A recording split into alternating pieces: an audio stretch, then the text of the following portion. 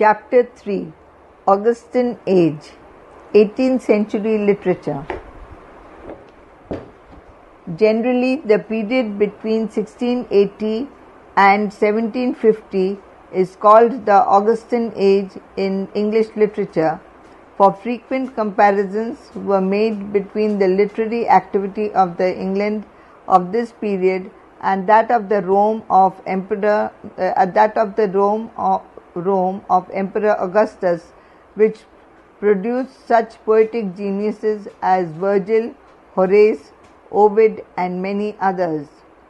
Dr. Johnson, in his characteristic way, said that Dryden did for English poetry what Augustus had done for the city of Rome. He found it brick and left it marble.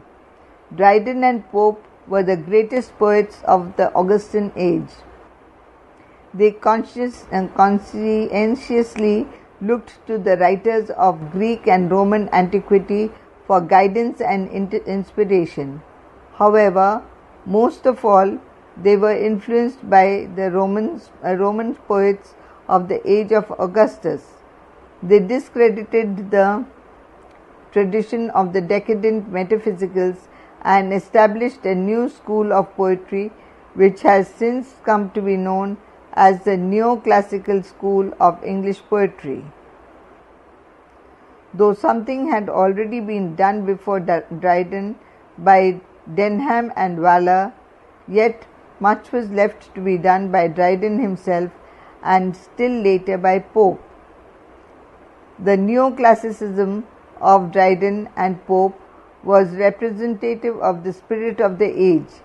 The Restoration age marked the close of the genuine romanticism of Elizabethan period and also the decadent romanticism of the Jacobean and Caroline periods.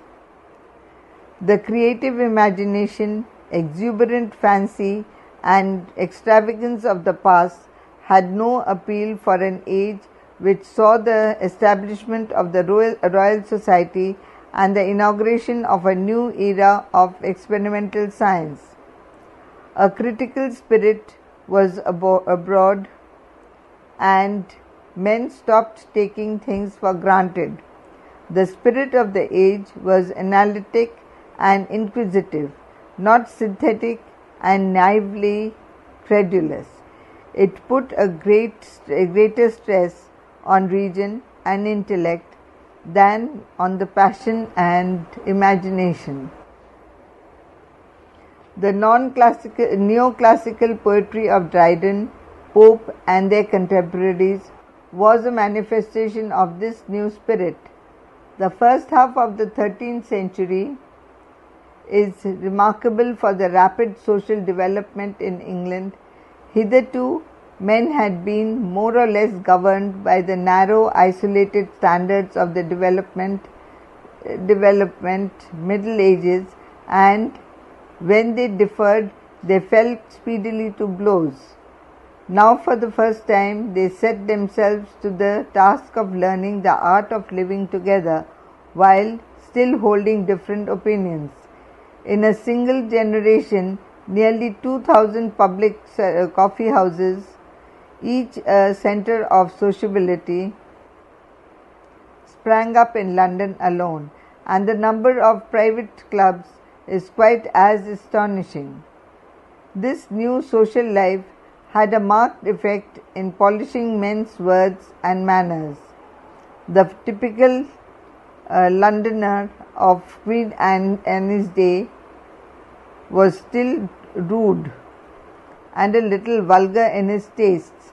The city was still very filthy, the streets unlighted and infested at nights by bands of rowdies and Mohawks.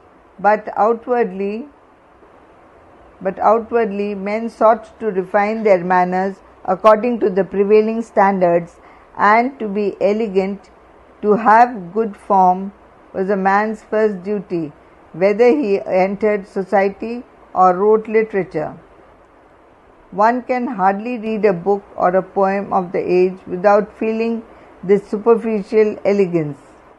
Government still had its opposing Tory and Whig parties, and the church was divided into Catholics, Anglicans, and dissenters. But the growing social life offset many impressions of peace and unity. Nearly every writer of the age busied himself with religion as well as party politics. The scientist Newton as sincerely as the churchman Barrow, the philosophical Locke no less earnestly than the evangelical Wesley.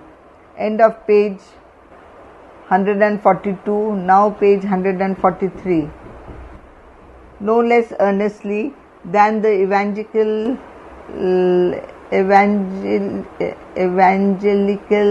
Wesley, but nearly all tempered their zeal with moderation and argued from the reason and scripture, or used delicate satire upon their opponents instead of denouncing them as followers of Satan.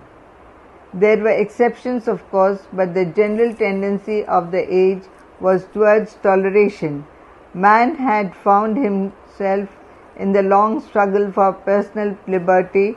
Now he turned to the task of discovering his neighbor, of finding in Whig and Tory, in Catholic and Protestant, in Anglican and Dissenter, the same general human characteristics that he found in himself. This good work has helped, moreover, by the spread of education and by the growth of national spirit following the victories of Marlborough on the continent. In the midst of heated argument, it needed only a word, Gibraltar, Blenheim, Ramillies, Malplaquet, or a poem of victory written in a garret to tell patriotic people that under their many differences they were all alike Englishmen. In the latter half of the century, the political and social progress is most bewildering. The modern form of cabinet government responsible to Parliament and the people had been established under George I, and in 1757 the cynical and corrupt practices of Walpole, Walpole, Premier of the first Tory cabinet, were replaced by the more enlightened politics of Pitt. Schools were established, clubs and coffee houses increased, books and magazines multiplied until the press was the greatest visible power in England.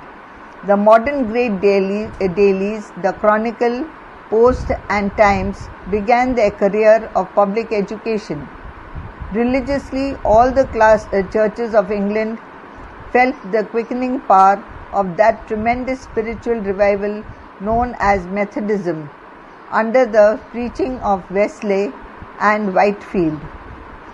Outside her own borders, three great men, Clive in India, Wolfe on the plains of Abraham, Cook in Australia, and the islands of the Pacific, were unfurling the banner of St. George over the untold wealth of new lands and spreading the worldwide empire of the Anglo-Saxons. Literary characteristics.